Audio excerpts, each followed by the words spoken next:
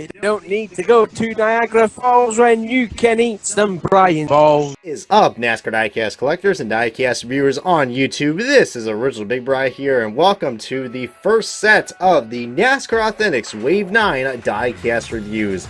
As you guys have saw on my Instagram and also on my community post on YouTube, which apparently I have that feature now for some odd reason. YouTube, man, gotta love it. So, yeah, Wave 9's here, guys, and Wave 10's actually right around the corner as well, which I will be talking about on my next episode of the NASCAR Diecast News. So, yeah, it should be really cool. So, without further ado, let's go ahead and kick off the diecast review of your Daytona 500 champion, guys, Austin Dillon, in the number 3 Dow Chevrolet Camaro ZL1 for Richard Childress Racing. As you guys know, that this is the second 2018 race win that we got. So it looks like for all the race winners that we got for 2018, we're going to have this race winner sticker, which, well, not really sticker, it's a magnet, but still pretty cool, as you guys can see that. Pretty much the same exact packaging that we got with the Austin Dillon Charlotte winner from Wave 1. And this is like the third variant of the Dow car that we've got for this year. So pretty cool, if I do have to say. Actually, probably the fourth variant, because we've had many different Dow paint schemes that came out for this year. But without further ado, let's go ahead and kick off this diecast review, and let's go ahead and get on to the unboxing of the this year's Daytona 500 champion. It's time to raise hail and praise Dale, my friends. So we got this diecast out of its box, as I just said something I'm probably gonna regret saying. Ugh, that's cringe all over it, written all over again. Well, not as cringy as Austin Dillon dabbing during his Daytona 500 victory. Yeah, let's not talk about that. That's the full definition of cringe. But guys, like always on my diecast reviews, we'll go ahead and look at the little accessory that comes with this, and it is the exact same one that we got from Mark Truex Jr.'s Homestead Championship win from a few waves ago. So nothing really in particular. I'm a little disappointed with this choice, because you guys know the Daytona 500 is a pretty big race, and we don't even have a single Daytona 500 logo on this car. But that probably makes an obsession, because if you guys saw from a few waves ago, we had the Daytona 500 wave, which explains why I got to this car. This they did the regular release, which keep an eye on this car, because we will be doing a comparison, because there are some differences to this car. So probably more appropriate of me to have that in the background, because you guys know this is your Daytona 500 champion.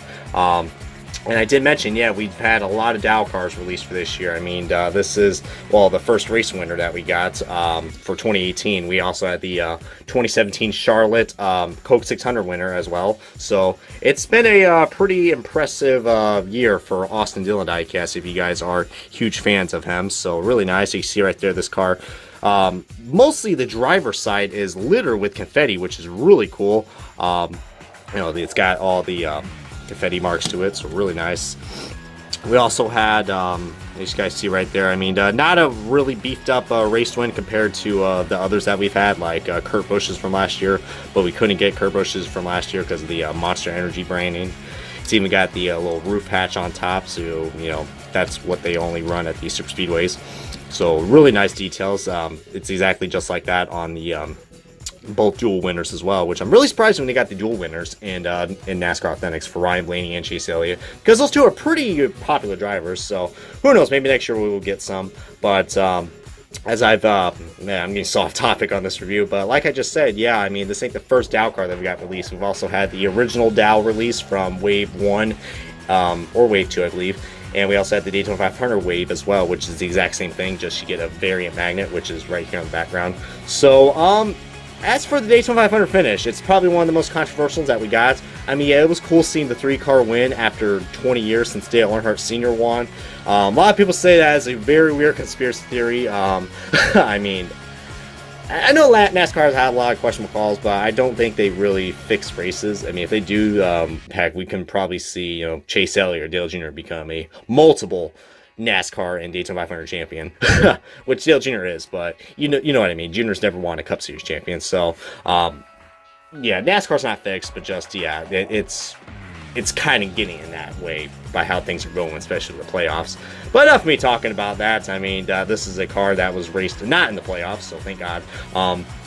And if you guys appropriately had the Eric Almirola car, I mean, I hate to show this to any Almirola fans. You guys can probably recreate that really horrifying scene of Austin Dillon basically going full throttle and taking out the 10 car. I mean, he didn't even lift at all, which, you know, I kind of understand that. I mean, it's Daytona 500, it's the biggest race in a stock car driver's career to win at. So I understand what his motives were for that, but just, you know, could have had a little more class. I understand Amaral was frustrated, but very classy interview that Amaral had.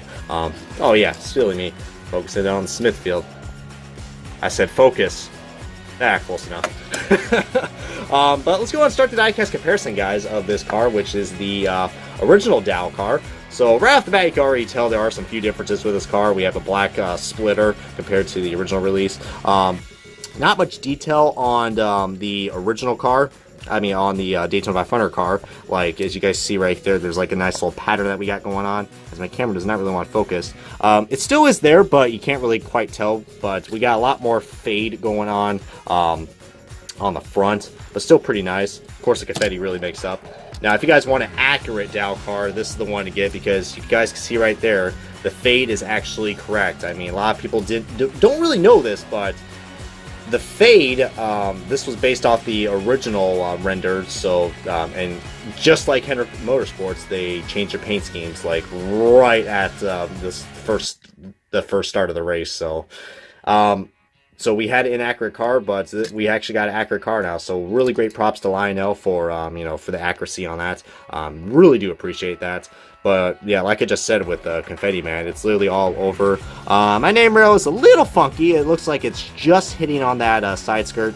Well, not side skirt, the top portion of the car. The camera focusing is really screwing my mind right now. I mean, I think it's drunk, or maybe I don't have it in manual mode. So do apologize if the camera has a little mind of its own, like it always does. Man, this thing does not want to focus. There we go. But we also got some differences in the back. You see right there, we just got a big old Dow logo compared to the original release, which has that wording. So pretty cool. Right on top, we got pretty much the same. Even of course, the top looks a lot more different. And on the other side, I would say it's the same as the exact on the other side, but we do got some differences on this. I mean, as you can see, a lot more detail into the Daytona 500 race version. We do got some rubber buildup and some dirt, probably even when you hit the grass as well. Really surprised it didn't tear up the splitter, because you guys know NASCAR's, the stock cars for NASCARs nowadays can't really run on the grass, because otherwise they would tear up the car, thanks to that splitter. But feel free to comment below. I mean, I do like the red on the regular release a lot more, but if you, like I said, if you want an accurate car, this is the way to go right here, man. And I mean, I know a lot of people are still upset about this Daytona 500 finish.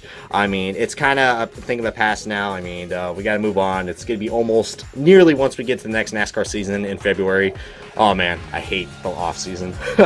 But I'm hoping you guys enjoyed this diecast review, and this is going to wrap up the first diecast review of the Wave 9 NASCAR Authentics reviews for Austin Dillon's 2018 Daytona 500 race version.